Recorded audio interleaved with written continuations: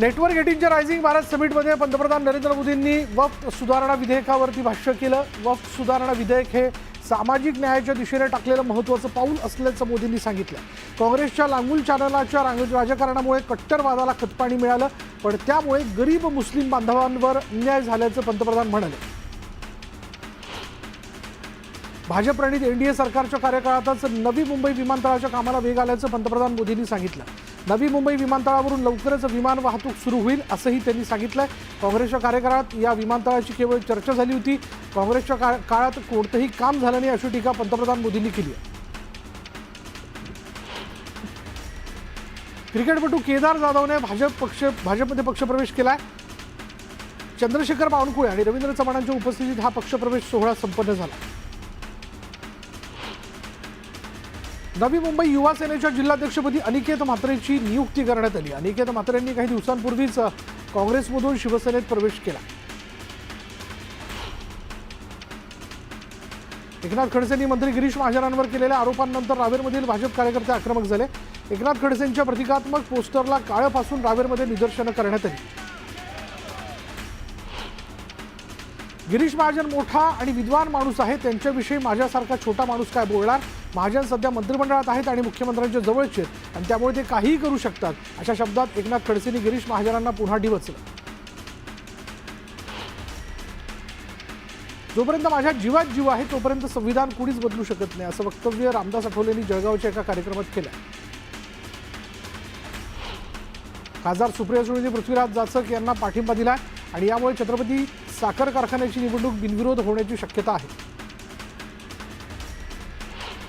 कर्जतमध्ये उद्या राष्ट्रवादीकडून मेळाव्याचं आयोजन करण्यात आलंय। सुनील तटकरे आणि आदिती तटकरेंच्या उपस्थितीत हा मेळावा पार पडणार आहे।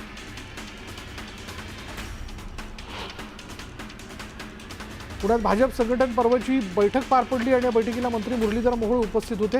दरम्यान पूर्वनियोजित कार्यक्रमाच्या नावाखाली मेधा कुलकर्णी बैठकीला न थांबताच निघून गेल्या। गुहागरचे सहदेव बेटकर यांनी घर वापसी केली आहे। सहदेव बेटकर यांनी मातोश्री निवासस्थानी उद्धव ठाकरेंच्या शिवसेनेत पक्षप्रवेश केला। एक पाऊल टाकणार नाही तर कोकण आम्ही परत पादाक्रांत करणार। कोकणातील निकाल अनपेक्षित होता, फसवलं गेल्याची कोकणवासियांची भावना आहे, असं उद्धव ठाकरे म्हणाले।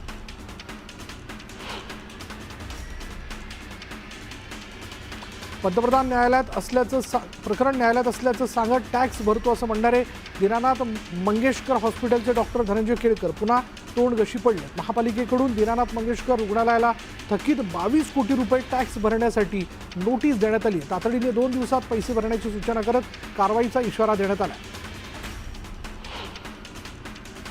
बांधकाम कामगारांना 90 दिवसांचं प्रमाणपत्र सोप्या पद्धतीने द्या असे निर्देश कामगार मंत्री आकाश फुंडकर यांनी कल्याणकारी मंडळांच्या आयुक्तांना दिले। मुंबई शहरात बांधकाम कामगारांची नोंदणी वाढवा असंही मंत्री फुंडकर म्हणाले। पंढरपुरात वर्षभरातील 4 प्रमुख एकादशीला विठ्ठल रुक्मिणीचं दर्शन घेण्यासाठी वारकरी मोठी गर्दी करत असतात। या गर्दीचं व्यवस्थापन आणि नियंत्रणासाठी वारीच्या कालावधीत AI तंत्रज्ञानाचा वापर केला जाणार आहे। रामनवमीच्या 3 दिवसीय उत्सवामध्ये शिर्डीतील साईबाबांच्या चरणी भक्तांनी भरभरून दान दिले। 3 दिवसात साईचरणी तब्बल 4,26,07,000 दान अर्पण करण्यात आले। वक्फ विधेयकाविरोधात सुप्रीम कोर्टात 15 याचिका दाखल करण्यात आलेल्या आहेत। येत्या 15 तारखेला सर्व याचिकांवर एकत्रित सुनावणी होण्याची शक्यता आहे। दरम्यान कोर्ट काय निकाल देणार हे पाहणं महत्त्वाचं ठरणार आहे। बीडच्या कंकालेश्वर मंदिराची जागा वक्फ बोर्डानं हडप केल्याचा दावा केंद्रीय गृहमंत्री अमित शहांनी संसदेत केला होता आणि त्यानंतर बीडच्या तहसीलदारांकडून कंकालेश्वर मंदिर परिसरातील जागेची पाहणी करण्यात आली। यावेळी मुस्लिम पक्षकारांची बाजू ऐकून घेतल्यानंतर वरिष्ठांना अहवाल सादर करणार आहेत। धाराशिव जिल्ह्यातील शिष्यवृत्ती परीक्षेत झालेल्या मास कॉपी प्रकरणी जिल्हा परिषदेच्या मुख्य कार्यकारी अधिकाऱ्यांनी नेमलेल्या चौकशी समितीवर आक्षेप घेण्यात आला। निष्पक्षपाती चौकशी होण्यासाठी दुसऱ्या जिल्ह्यातील शिक्षण उपसंचालक दर्जाच्या अधिकाऱ्यांची नेमणूक करावी अशी मागणी शिक्षक संघाने केली। परभणी जिल्ह्यातील हजारो शेतकऱ्यांचे पीक विमा अर्ज कंपनीने रद्द केले आणि त्यामुळे अग्रिम जमा होईल की नाही अशी शेतकऱ्यांना शंका होती। दरम्यान शेतकऱ्यांच्या खात्यात पिकांचा अग्रिम लवकरच जमा करण्यात येईल अशी घोषणा कृषी मंत्री माणिकराव कोकाटे यांनी केली। सरकारने MMR प्रकल्पांसाठी आज 5 करार केले आणि 4,07,000 कोटींचा निधी MMRDAला देण्यात आला। MMR मधील प्रकल्पांना निधी कमी पडू देणार नाही अशी ग्वाही मुख्यमंत्री फडणवीसांनी दिली। दीनानाथ मंगेशकर रुग्णालयाला जागा देणाऱ्या खिलारे कुटुंबियांनी खंत व्यक्त केली आहे. उपचाराअभावी गर्भवती महिला तनिषा भिसेंच्या मृत्यू प्रकरणावरून त्यांनी ही भावना व्यक्त केली. सोन्याच्या दरात सलग चौथ्या दिवशी घसरण झाली. गेल्या 4 दिवसात सोन्याचे दर 3,500 घसरले तर चांदीचा दर 11,000 रुपयांनी कमी झाला. त्यामुळे जीएसटीसह सोन्याचा दर 90,850 तर चांदीचा दर 93,750 खाली आला. पोलीस अधीक्षकांनंतर आता जळगावच्या जिल्हाधिकाऱ्यांसोबत जन्म प्रमाणपत्र घोटाळ्यासंदर्भात किरीट सोमय्या यांनी चर्चा केली. 42 बनावट दाखले आढळले असले तरी यापूर्वीच्या दाखल्यांचीही चौकशी करावी अशी मागणी सोमय्यांनी केली. चंद्रकांत धोत्रे हे 40 वर्षांपासून भाजपचे एकनिष्ठ कार्यकर्ते होते. धोत्रेंच्या निधनानंतर आमदार विजयकुमार देशमुखांनी भावना व्यक्त केली. राजकारणातील घोषणांच्या आतिषबाजीत शेतकऱ्यांची फसवणूक झाली आहे. कर्जमाफी होणार असल्याच्या चर्चेमुळे अमरावती जिल्हा बँकेच्या 13,000 नियमित खातेदारांनी 31 मार्चच्या आत पीक कर्जाचा भरणा न केल्यानं त्यांना 0% व्याजमाफीला मुकावं लागलं. हिंगोलीच्या सेनगाव तालुक्यातील वरुड संबंधमधल्या अल्पभूधारक शेतकऱ्यांच्या शेतातील संत्र्याची बाग पाण्याअभावी सुकून गेली आणि त्यामुळे संतप्त शेतकऱ्यांना 200हून अधिक संत्र्यांची झाडं जेसीबीच्या साहाय्याने उपटून टाकली. अलिबागमध्ये वारंवार वाहतूक कोंडी होत असल्यानं नागरिकांना नाहक त्रास सहन करावा लागतो आणि प्रशासनाचं दुर्लक्ष असल्याचा आरोप नागरिकांनी केला. दरम्यान तातडीनं उपाययोजना करण्याची मागणी करण्यात येते. चंद्रपूरमध्ये दारूच्या दुकानांच्या परवान्याची तपासणी 2 दिवसात करण्यात आली. 2 दिवसात 27 तक्रारी प्राप्त झाल्यानंतर एसआयटीकडून तपासणीला सुरुवात करण्यात आली. हिंगोली जिल्ह्यात कर्करोगाच्या संशयित रुग्णांची तालुक्याच्या ठिकाणी तपासणी केली जाणार आहे. निदान झाल्यानंतर तातडीनं उपचार केले जाणार असल्याची माहिती जिल्हाधिकाऱ्यांनी दिली.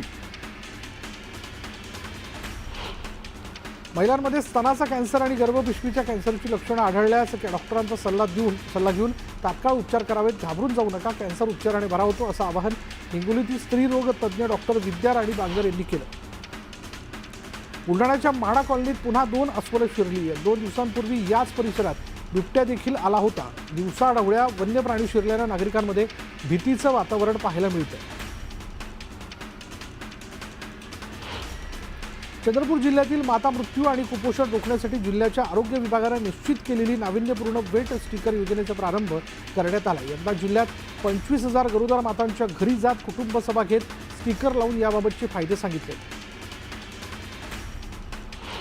सोलापुरातील चंद्रकांत धोत्रे यांचा मुंबईतील आमदार निवासमध्ये हृदयविकारानं मृत्यू झाला. हृदयविकाराचा झटका आल्यानंतर रुग्णवाहिका वेळेत न आल्यानं त्यांचा मृत्यू झाल्याचा दावा कुटुंबियांनी केला. यावेळी आमदार निवासमध्ये 24 तास रुग्णवाहिका असायला हवी अशी मागणी जी आहे ती धोत्रेंच्या कुटुंबानं केली आहे.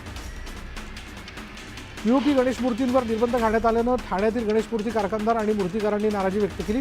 शाडूच्या मूर्तींसाठी वेळ आणि पैसे अधिक खर्च होत असल्याचं त्यांचं म्हणणं आहे. म्हणून हळूहळू पीओपीच्या मूर्तींना बंदी घालावी मग लोकांना त्याची सवय होईल असंही मूर्तिकार म्हणाले. मानपूरच्या साठेनगर परिसरात 65 महिलांच्या नावावर कर्ज घेण्यात आले. कागदपत्र देण्यासाठी महिलांना प्रत्येकी 4 ते 5 हजार रुपये दिल्याचं समोर आले. या प्रकरणी पोलिसांनी 2 जणांना ताब्यात घेतलं. पनवेलच्या करंजाडेतील 50 घरं तोडण्याचा निर्णय रेल्वे विभागानं घेतला. रेल्वेच्या निर्णयाला स्थानिकांनी तीव्र विरोध करत नाराजी व्यक्त केली. पनवेलमध्ये 4 चाकी वाहनाने दुचाकीला जोरदार धडक दिली. अपघातात एकाचा जागीचा मृत्यू झाला. कार चालकाविरोधात गुन्हा दाखल करण्यात आला. पुण्याच्या बालगंधर्व चौकात इंधन दरवाढ विरोधात काँग्रेसनं आंदोलन केलं आणि यावेळी काँग्रेस कार्यकर्त्यांनी जोरदार घोषणाबाजी केली. पुण्यातील कोथरूड भागात असणाऱ्या सलून चालकाला भाजप महिला मोर्चाच्या उज्ज्वला गौड यांच्या कार्यकर्त्यांनी जोरदार चोप दिला. या सलूनमध्ये कामाला असलेल्या तरुणीचं धर्मांतर करत असल्याच्या आरोपावरून ही मारहाण करण्यात आली. पुण्यातील गरवारे महाविद्यालयासमोर भलं मोठं झाड कोसळले. झाडाखाली अडकलेल्या 2 विद्यार्थ्यांना सुखरूप बाहेर काढण्यात आलं. मात्र रस्ता संपूर्ण बंद करण्यात आला आणि या झाडाखाली काही वाहनं अडकल्याची भीती वर्तवण्यात येते.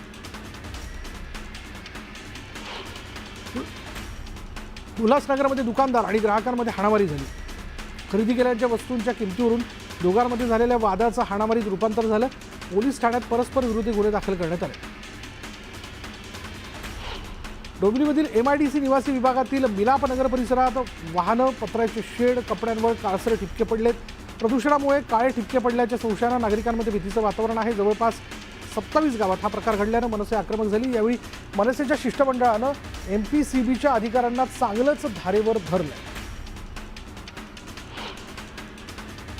बोरिवलीमधील भगवती रुग्णालयाच्या खासगीकरणाविरोधात मनसेनं आंदोलन केलंय.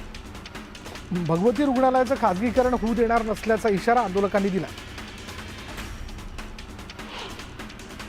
अकोल्यातील अकोटमध्ये एका व्यावसायिकाची निर्घृणपणे हत्या करण्यात आल्याची घटना उघडकीस आली आणि या प्रकरणी अकोट ग्रामीण पोलीस ठाण्यामध्ये गुन्हा दाखल करण्यात आला. चंद्रपूर जिल्ह्यातल्या मानोरा इथल्या एका गोडाऊनवर स्थानिक गुन्हे शाखेनं धाड टाकून सुगंधित तंबाखू तस्कराला ताब्यात घेतलं. कारवाईत 5,07,000चा मुद्देमाल हस्तगत करण्यात आला.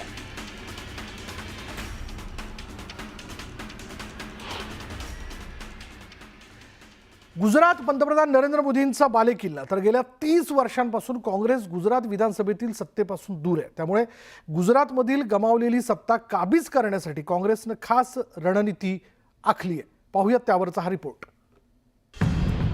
गुजरातमध्ये काँग्रेसचा पुन्हा उदय होणार, भाजपचं टेन्शन वाढणार, काँग्रेस अधिवेशन विजयाचा मार्ग दाखवणार. गुजरातमधील अहमदाबादमध्ये तब्बल 64 वर्षांनंतर काँग्रेसचं 84 व 2 दिवसीय अधिवेशन होतंय. याआधी 1961 साली भावनगरमध्ये अधिवेशन पार पडलं होतं. तर गुजरातमध्ये 2027ला विधानसभेचा धुरळा उडणार आहे. त्याची आतापासूनच काँग्रेसनं जोरदार तयारी केली आहे. गेल्या 3 दशकांपासून गुजरातमध्ये काँग्रेस सत्तेपासून दूर आहे.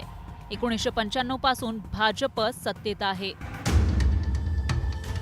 काँग्रेस ही दलित, मुस्लिम, ब्राह्मण यांच्यात गुंतून पडली, पण ओबीसींनी आपली साथ सोडली असं वक्तव्य राहुल गांधींनी बैठकीत केलंय. त्यामुळे आगामी निवडणुकीत जातीय समीकरण राखण्याचा प्रयत्न होणार असल्याचे संकेत काँग्रेसनं दिलेत. तर जुलै महिन्यात नरेंद्र मोदी सरकारच्या विश्वास प्रस्तावावेळी भाजपला गुजरातमध्ये हरवणार अशी गर्जना विरोधी पक्षनेते राहुल गांधींनी केली होती. आपको गुजरात में हराएंगे इस बार. आप लिख के ले लो. आपको ऑपोजिशन इंडिया गठबंधन गुजरात में हराने जा रहा है.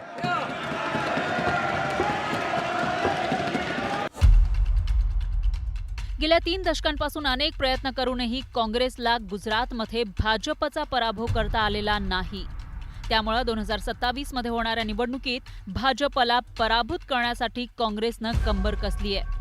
आता काँग्रेस भाजपच्या विजयाची परंपरा खंडित करतं का ते पाहावं लागेल. प्रशांत लीला रामदास, न्यूज 18 लोकमत, गुजरात.